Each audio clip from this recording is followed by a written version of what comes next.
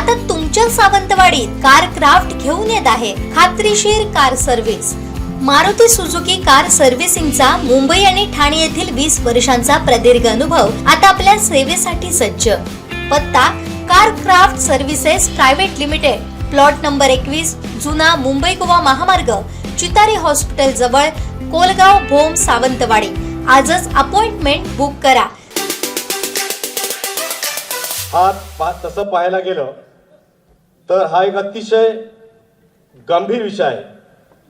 कारण गेल्या 15-20 वर्षाचा जर तुम्ही देशातील अनेक प्रकरणं पाहिली, जी हाय प्रोफाईल प्रकरणं आहेत, संवेदनशील प्रकरणं आहेत, या सगळ्या प्रकरणामध्ये ज्या न्यायपालिकेच्या क्षेत्रामध्ये सुनावण्या झाल्या, मग ते सुप्रीम कोर्ट असेल, हायकोर्ट असेल, जिल्हा स्तरावरचं कोर्ट असेल, तर त्या ठिकाणी समाज माध्यमांची भूमिका ही कशी राहिलेली आहे याचा आपण आढावा घेणं गरजेचं आहे। आणि हा आढावा घेत असताना जे आपण आपल्या कानावर सतत एक शब्द येतो, आणि तो शब्द असा आहे की मीडिया ट्रायल, समांतर न्यायालयीन प्रक्रिया। होय, समांतर न्यायालयीन प्रक्रिया ही आपल्या न्यायदानाच्या किंवा न्यायपालिकेच्या याच्यातला फार मोठा अडथळा आहे।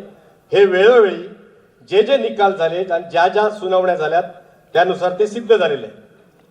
एखादं जर खळबळजनक किंवा हाय प्रोफाईल प्रकरण असेल तर त्या प्रकरणाची सखोल चौकशी त्या पातळीवर सुरू असते। त्या ठिकाणी सीबीआय असतं, त्या ठिकाणी ईडी असते, पोलीस यंत्रणा असते।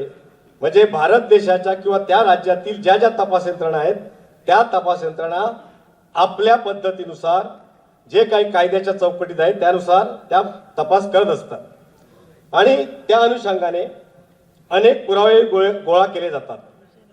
मात्र अशा वेळी समाज माध्यमे जी असतात तर प्रत्येकाला एक घाई असते। म्हणजे एक ब्रेकिंग न्यूज, म्हणजे माझ्या चॅनेलच्या दुसऱ्या चॅनेलच्या अगोदर आपण आपली बातमी दिली पाहिजे, ही घाई असते। आणि त्या ब्रेकिंग न्यूजच्या खाली घाई गडबडीत ज्या गोष्टी प्रत्यक्षात नसतात, वास्तवात नसतात, त्या हाय प्रोफाईल प्रकरणाशी त्याही गोष्टी सांगितल्या जातात, आणि त्या सांगितल्यानंतर न्यायालयीन प्रक्रियेत 100% हा अडथळा येतो। आणि ही एक प्रकारची मीडिया ट्रायलच चाललेली असते। म्हणजे न्यायालयाचा निकाल यायला खूप उशीर असतो, न्यायालयाचा निकाल काय येईल हे मला माहीत नसतं, पण समाज माध्यमातून तो निकाल दिला जातो आणि त्याचा एक वेगळा प्रभाव हा पडत असतो। समाज माध्यमांच्या अशा बातम्यामुळे न्यायाधीशावर आणि न्यायपालिकेवर एक मानसिक दडपण असतं, लक्षात घ्या।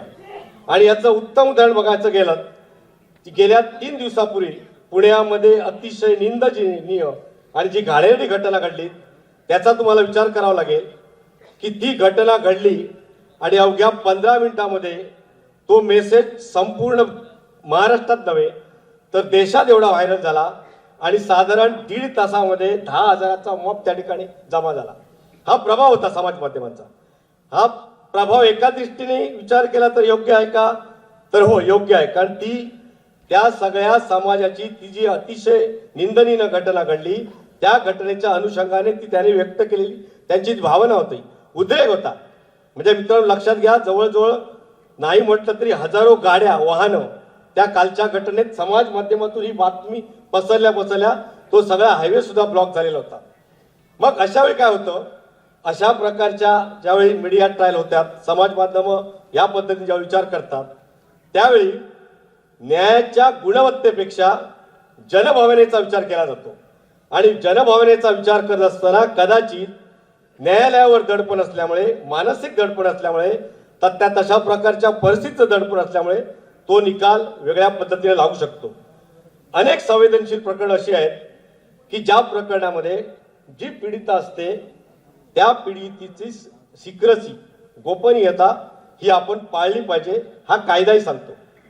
ही जर गोपनीयता आपण पाळली नाही तर जी पीडिता असते त्या पीडितेला मानसिक त्रास होतो।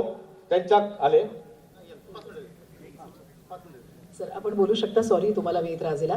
एक विनंती बरं का इथल्या हॉलवाल्या व्यवस्थापन समितींना, थोडासा साऊंड कमी करा आणि एसीचा सुद्धा कूलिंग थोडंसं कमी करा, विनंती। माझ्यासोबत सगळेच गारठून गेलेले आहेत, विनंती थोडंसं कूलिंग कमी करा प्लीज। सॉरी। धन्यवाद। आणि मग त्या ठिकाणी ती गोपनीयता आपण न पाळल्यामुळे हे अतिशय महत्वाचं आहे. कायद्यामध्ये सुद्धा ते कायदेशीर बंधन आहे त्याला की गोपनीयता पाळली पाहिजे. आमच्या ठिकाणी सिंधुदुर्ग जिल्ह्यामध्ये घडलेली तुम्हाला घटना सांगतो की अशी गोपनीयता न पाळल्यामुळे एका यूट्यूबने एक बातमी दिली की ज्या बातमीमध्ये तथ्य नव्हतं, वास्तव नव्हतं आणि त्या मुलीने शेवटी आत्महत्या केली. लक्षात घ्या. त्यामुळे हे गंभीर प्रकरण आहे. त्यामुळे गोपनीयता पाळणे हा सगळ्यात महत्वाचा गोष्ट आहे. मित्रांनो, पत्रकार म्हणून एक गोष्ट आपल्याला प्रकर्षाने पाळली पाहिजे.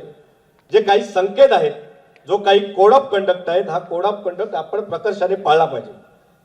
चुकीची माहिती जर असेल तर त्या चुकीच्या माहितीचं कन्फर्मेशन घेतलं पाहिजे. जर आपल्याला मिस इन्फॉर्मेशन मिळाली, चुकीची माहिती मिळाली, तर त्याच्यातूनही आपल्या पत्रकारितेवरही प्रॉब्लेम निर्माण होतात.